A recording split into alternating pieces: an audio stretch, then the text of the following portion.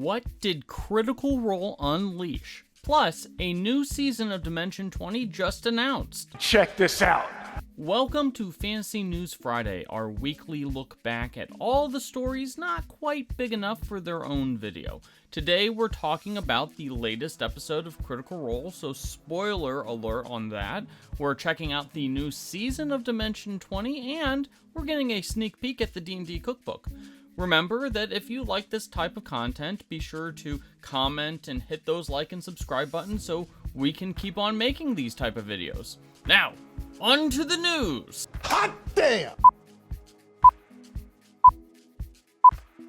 In the latest episode of Critical Role, Team Isilra made their journey to visit Hevestro, an archdruid who could help them find their way back home, or to their other party members. Now, this was mostly a travel episode, but we did get some more teases that something is up with Mordor, and it's probably something bigger than that he's secretly a dog. And the fandom seems to be on the verge of revolting when Laudna referred to Imogen as a sister, which many see as a threat to the big Campaign 3 ship. Everyone calm down. I'm sure those two crazy kids, one of whom is somewhat undead, will get together eventually. The episode ended with the party walking into some sort of mysterious tomb that appeared to be made of unrefined residium, or whatever residium is made of, those white crystals, and discovering that whatever was trapped inside was let out. I'm sure this won't be entirely awful at all. I find irony is a blade that cuts he who wields it most especially. Dimension 20 announced its new season, Dungeons and Drag Queens, which will feature Brennan leading an adventure into the underworld with the cast entirely comprised of, well, drag queens. This season will include Bob the Drag Queen, Alaska, Jujubee, and Monet, all of whom have appeared on RuPaul's Drag Race. The season kicks off on DropOut on June 28th, and the first episode will be available on YouTube as well. This sounds like a wonderful season, and my only criticism is that I keep on writing this new season as Dungeons and Dragon Queens, which, kind of makes sense. Moving on! Games Workshop has already sold out of Leviathan, the launch box for the upcoming 10th edition of Warhammer 40k.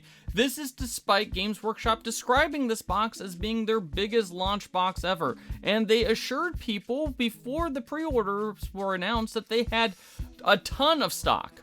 Now, if you didn't get your hands on Leviathan, there's still a chance your local game store might have one available for pre-order, so good luck. Now, keep in mind that unlike the Indomitus launch box for 9th edition, this one will not get an eventual reprint or made-on-order reprint, so if you don't get your hands on Leviathan when it comes out, you're out of luck. That's rough, buddy. Scrabble and Monopoly did the dirty, and they had a kid.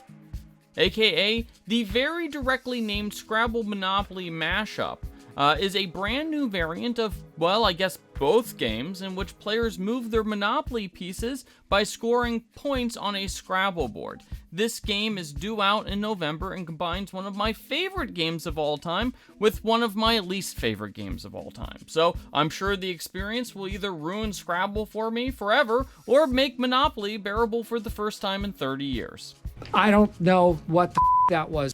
And finally, the D&D Cookbook has a cover. Yes, that's right.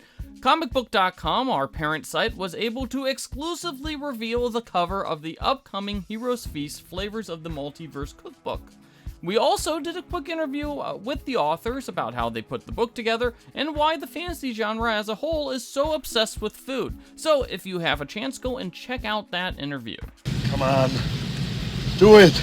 So, what was your favorite story for this week? Let us know in the comments section, and don't forget to hit those like and subscribe buttons.